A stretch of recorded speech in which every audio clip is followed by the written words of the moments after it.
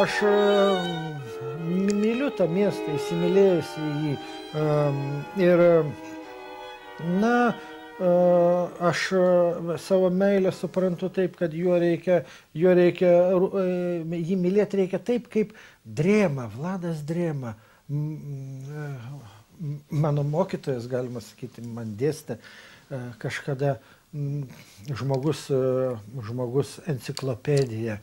Vilniaus miestui turbūt labiausiai Vilniaus miestą taip išanalizavęs ir taip supratęs.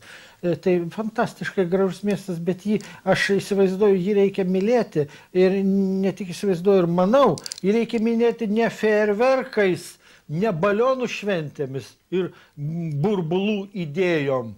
Vadinasi, be abejo, vaikam, ypač pagyvenusiam paaugliam, labai patinka fejerverkų šventės, begalinės, vadinasi, skurstančioje valstybėje, kas yra realybė šiandienos valstybėje ir kultūroje.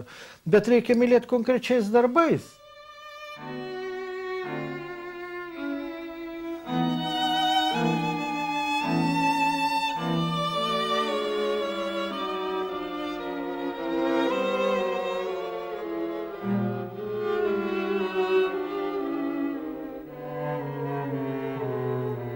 Mes apie paminklus įsikalbėjom ir aš visada jaudinuosi, nes aš nesu paminklų autorius ir statytojas, bet aš pergyvenu, aš daugiau dekoratyvas skulptūrų ne, bet aš visada pergyvenu ir iki ašarų jaudinuosi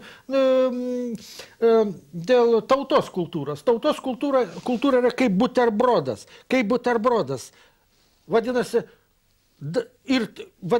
argi būtų dabar blogai, jeigu prie katedros stovėtų Jekaterinos Velykajas paminklas. Eina turistai atvažiavę, va čia buvo kažkada caro imperijos pakraštys, Jekaterina Velykaja stovėjo, puikus paminklas. Politiškai jis dabar niekam netrukdo, kad kažkada čia buvo caro imperija, bet stovi. Dabar va čia stovėjo, kažkada buvo tarybų valdžia, vadinasi, toks laikotarpis. Istorija ir susidaro, kultūra ir susidaro iš istorijos sanklodų. Kuo storesnis buterbrodas, sluoksniuotas, tuo didesnė tautos kultūra. Japonai nieko negriauna.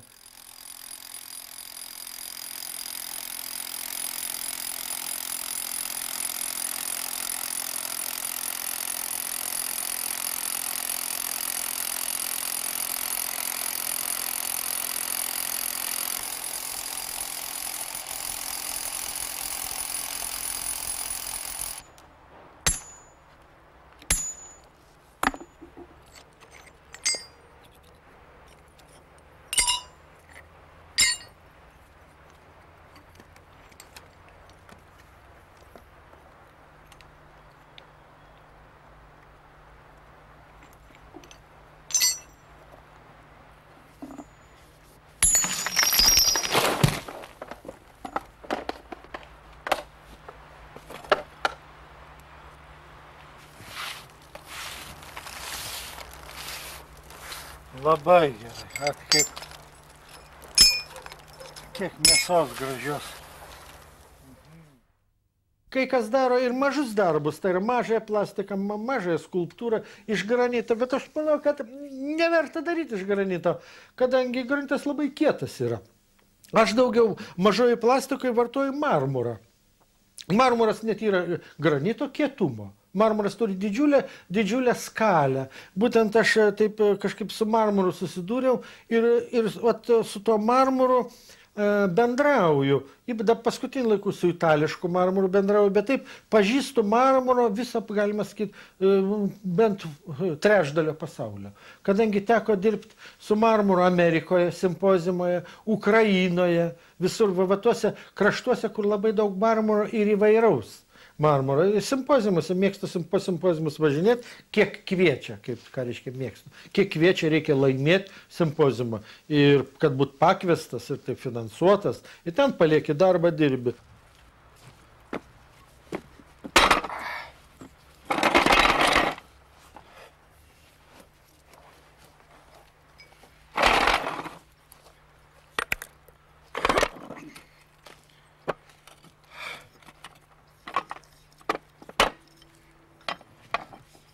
Šitą domkratą aš vadinu Ferdinandu, kadangi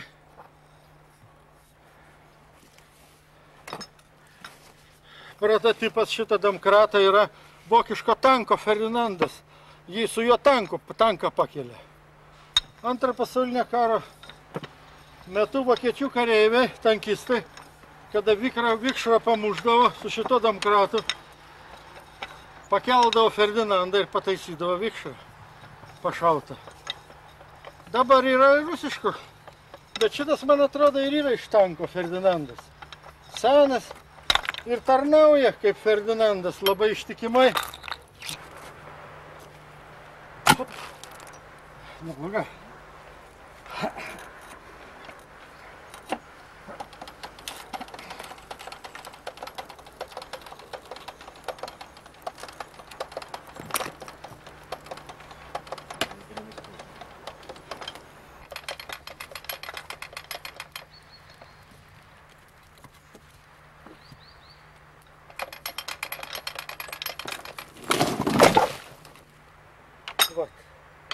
Tai reikia įrodyti.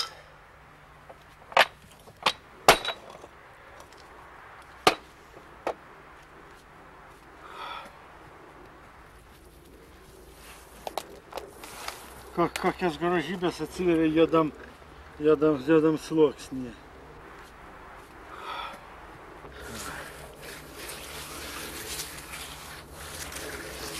Aš pats dekoratyvaus plano skulptorius esu. Aš galbūt turiu monumentalumo jausmą, kaip kai kas sako, bet aš paminklų tai yra kažkas konkretus, aš nesu paminklininkas. Mano daugiau yra grožis, banga. Mano moto yra banga. Banga. Ir aš pasaulį aplamai įsivaizduoju, be bangos nebūtų pasaulio. Viskas, kosmosas banga, radio banga, pagrindinis elementas šiuolaikiniai civilizacijai yra banga. Jokios abejonės, nebūtų gyvybė, iš bangos gimė. Vanduo ramus neduoda judės, neduoda gyvybės, o bangavimas prasideda gyvybė. Turbūt cheminiai procesai. Aš taip pasaulį įsivaizduojusi pagal prasilavinimą. Tai kad ir banga, ir man ta banga plastikoje labai įdomu. Kol kas galbūt mano plastikoje banga yra kiek primityvioj formoj, tokiai primityvokai formoj, ta visa bangavimas. Bet visur mano mažosios plastikas ir pilnai mano dekoratyvios skulptūros bangavimas yra visą laiką pozityvas, pozityvas, pozityvas. Aš mėgstu pozityvą. Banga taip pat turi ir negatyvą, bet man pozityvas.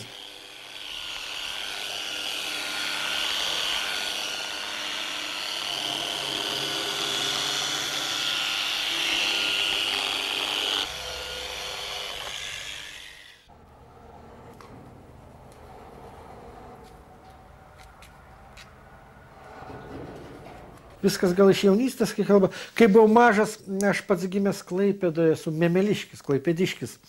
Ir Zankurugė kažkada maudžiausi, aš mažas ant manęs didžiulė banga. užkrito. Aš iki šiol ją atsimenu ir visada bangą didelę mėgstu po ją palysti. Ir ant manęs virsta didžiulė jėga ta, banga ta būtybė. Tai man fantastiškai jaučiu tą gamtą ir visada ją tą ir vaizduoju.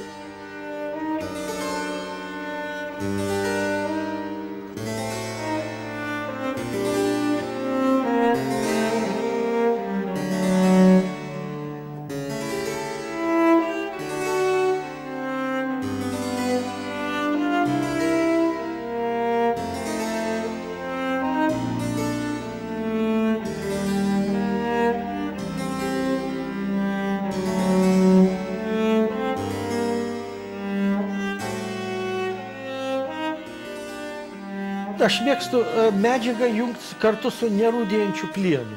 Pavyzdžiui, vat kaip čia mano ir medžiagiškumas, supratimas ir yra būtent va čia pavyzdžiui.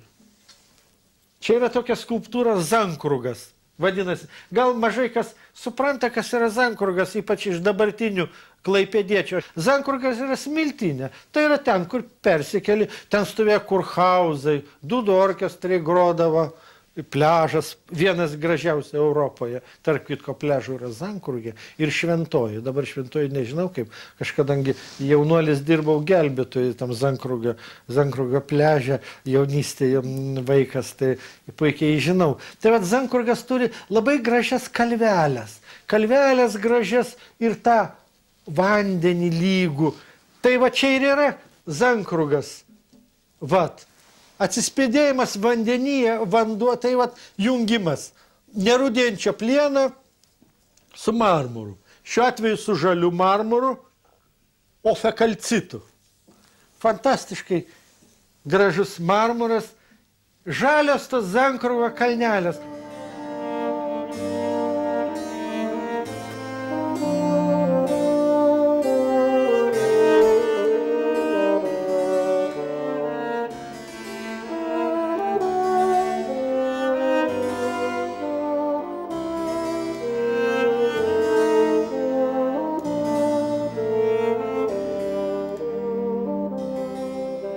Šiuolaikinis menas daromas su nerūdėjančiu plienu. 21 amžiaus medžiaga yra nerūdėjantis plienas. Šiuolaikinis menas, taip, šiuolaikinis menas, Bilas Geitas daro šiuolaikinį meną, jeigu norite. Kompiuteriu, tėvas. Vat kas yra šiuolaikinis menas. Šiuolaikinis menas yra Konkordas, jeigu norite.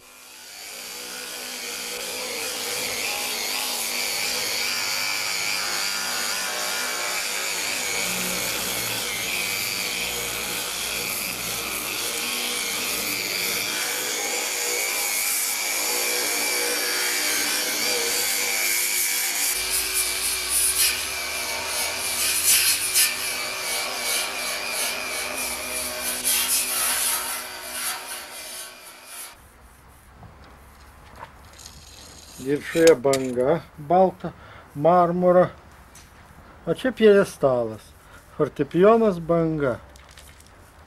Taip pat tokia būtų klaviatūra vadinasi. Kaip grįžau iš Niujorko ir įkvėptas pamatyto nerūdėjančio plieno. Nerūdėjantis plienas, aš jau Niujorke supratau, tai yra 21 amžiaus medžiaga. Ir kaip tik dar buvo jau čia atgimimas, bet dar buvo lengva su tom nerūdėjančiu plienu iš Rusijos čia ėjus, taip toliau. Ypač mokslo akademikas Statulevičius, jam labai patiko šitas dialogas kaip matematikui. Oi, čia sako, čia labai man čia būtent kuo aš užsiminėjau, man artima. Būtent aš sako, ką tas, tik jis mane paklausė, ką tas formas dvi reiškia. Kodėl dialogas? Sakau, čia yra dvi durna, kažką apie matematiką nesuprantu, man du matematika, tai sakau, aš durnaropės paėmiau. Ir durnaropės dvi sėklas. Faktiškai kiek primės durnaropės dvi sėklas. Bet dialogas toks. Jam patiko, būtent, kad permatoma konstrukcija, kad tinklas nerūdintis plienas, tokiam šitą permatomą skulptūrą. Ir dabar jin stovi, laikas įrodė, kad nerūdintis plienas yra stiprus, kad jin dabartinė yra erdvėj, ir vėjas perpučia.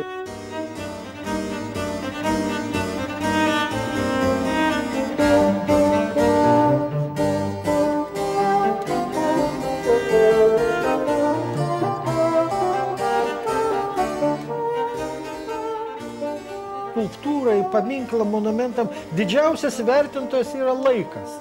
Laikas patikrina, ar gerėja ar blogėja objektas. Laikas patikrina kas? Laikas patikrina katedrą. Mūsų katedra kaip gulbė stovi, eini kvapą užima. Aš einu visada, man užima kvapą pro katedrą. Lygiai taip pat skulptūra stovi, gerėja laike arba blogėja laike. Ir iškart matai žiūri, o viešpati vis blogėja, blogėja, blogėja.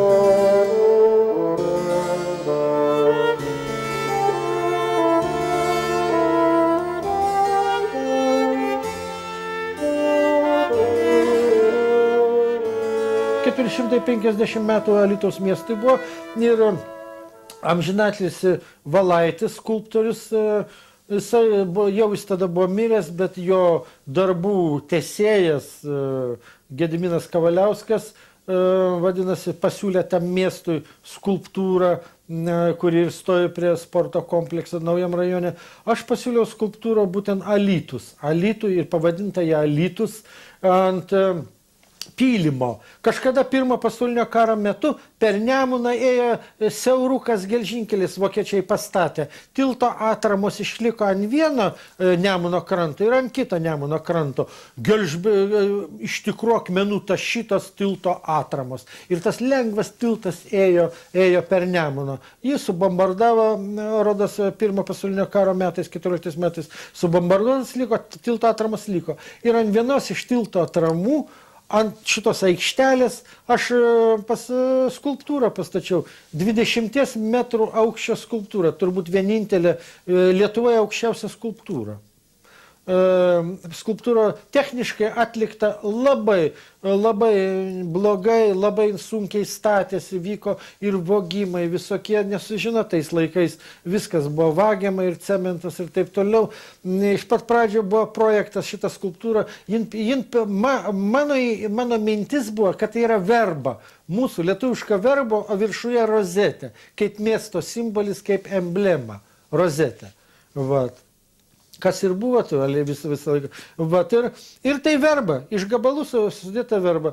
Žinoma, tai žmonės, Alytaus miesto žmonės, ar toks žodelis liaudis, tokia gal tarybinis žodelis, praminė bankūkienų.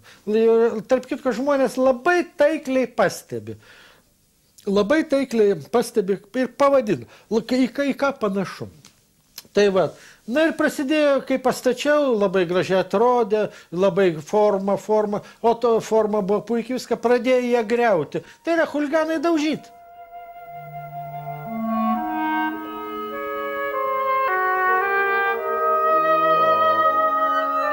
Tai aš ilgai galvojęs, kaip jie išgelbėt, kokiu būdu jie gelbėt. Naktimis nemiegodavau, metais nemiegojau naktimis. Naktimis galvojau, nu gal taip, o gal taip padaryti, o gal taip.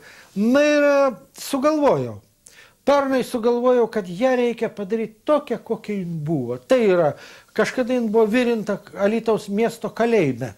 Alytaus kalėjime, sustiprinto režimo, aš ten jie ir virinau. Kaliniai virino, aš vadovavau kaliniam ir puikiai suvirinta. Specialistai man virino aukščiausio lygio suvirintojai. Aš pas juos ir mokiausi pas suvirintojus. Tie specialistai man virino, pavyzdžiui, šitą skulptūrą, karkasą, čia yra naftai varyt vamzdis viduje, kur pereina įvairūs grobai, vadinami šonkauliai, sujungti. Viskas pagal brėžinius, konstruktyviai, čia turi būti velniškai stipru, tai yra aukštis. Jinai siuboja, po 15 cm, po 20 viršų siuboja, viršuje, kai aš dirbau, ją kai stačiau. Ir įsivaizduokit, kalėjime kaliniai virina, tai vyriausias suvirintojas man buvo Medvežatnik. Aukščiausia, vadinasi, vagių kvalifikaciją turėjo. Jis seifus, stambių seifų įsilaužėjas, nuteistas 20-15 metų. Ir jis virino, man tą skulptūrą virino kaip dievas, siūlės tiesiai mato, kaip jis virino. Va tokie specialistai, žinoma. Bet tai, kad dabar ir po to mes ją aptraukiam tinklu. Ta puikias tas konstrukcijas, jin permatom. Jau tada jin buvo man graži.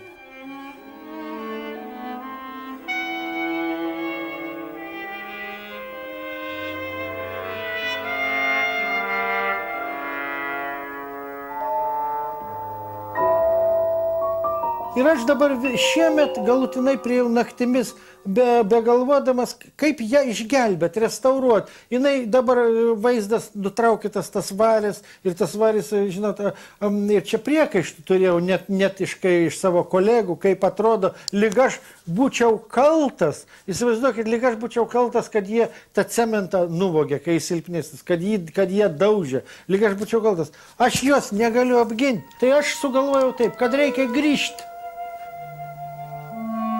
Permatoma. Karkasas, kokia jin buvo ir permatoma. Skulptūra, tarp kitko, jau praėjo 20 metų, ją reikia restauruoti. Kapitalinį remontą jai daryti.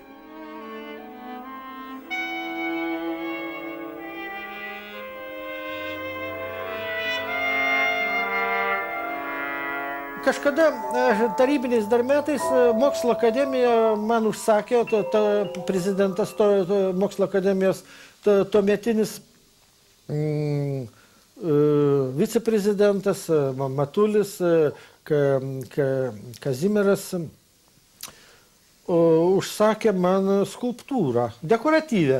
Jie prie Mokslo akademijos, jie man Palangą siūlė kažkaip, Palangą, man kažkaip tas kiemelis, taip nusižiūrėjau, ramus kiemelis, ir ten aš labai ilgai galvojau, 2 metus kūriau, galima sakyti, tokią nedidelę dekoratyvę skulptūrą, smėlio laikrodis.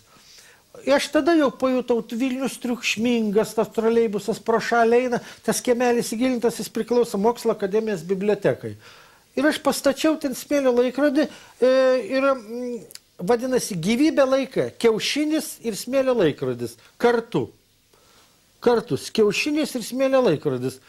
Aš pasakyčiau, mano supratimu ir laiko supratimu, laikas patikrino, praėjo apie 20 metų. Ir šita skulptūra tik gerėja laikė, ji neblogėja, kadangi jin turi idėją. Idėja, aš skaityčiau, tuo laiku ir dabar laikas parodė, kad tai buvo atradimas. Lietuvos plastikoje atradimas, nepastebėtas niekieno, nei menotyrininkų, nei kolegų ypač, nei nieko nepastebėtas.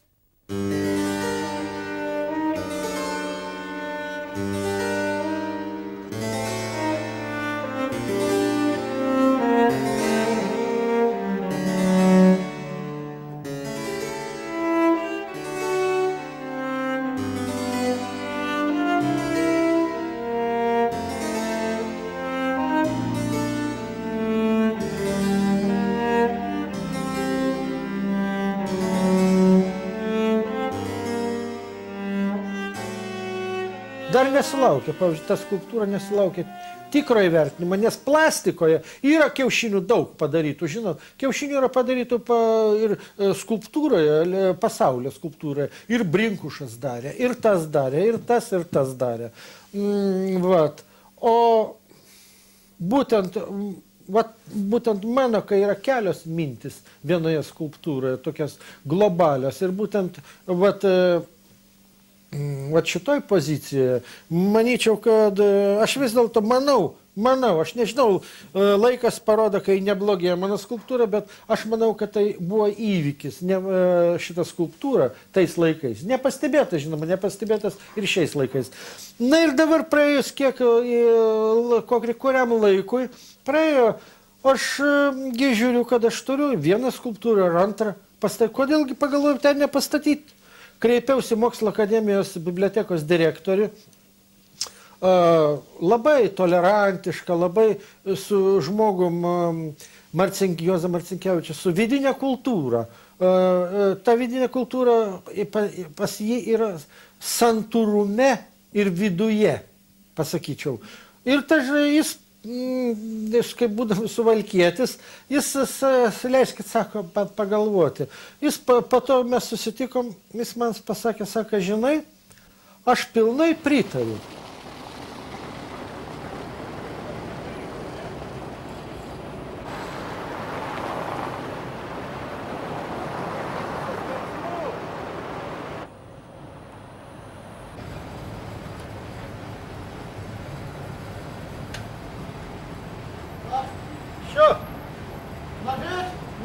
На меня!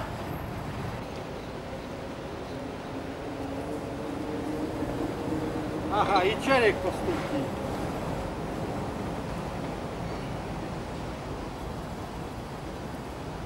Dabar aš tylos kiemelį brandinu.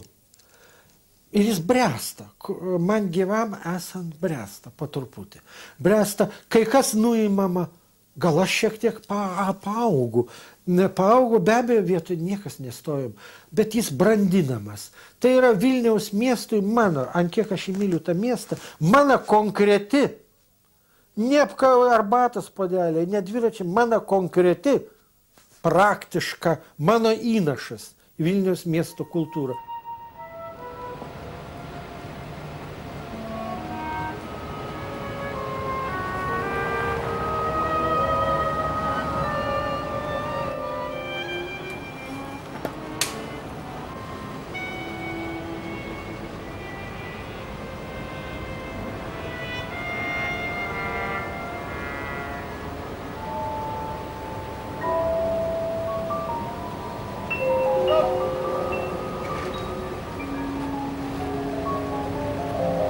Mano svajonė būtų, kad ten būtų kamerinės kvarteto koncertas. Kvarteto nemokamas koncertas, kad ten atvyktų koks aktorius Bagdonas Vladas, kad jis ten arba aktorius monospektaklis. Fantastiškas monospektaklis būtų.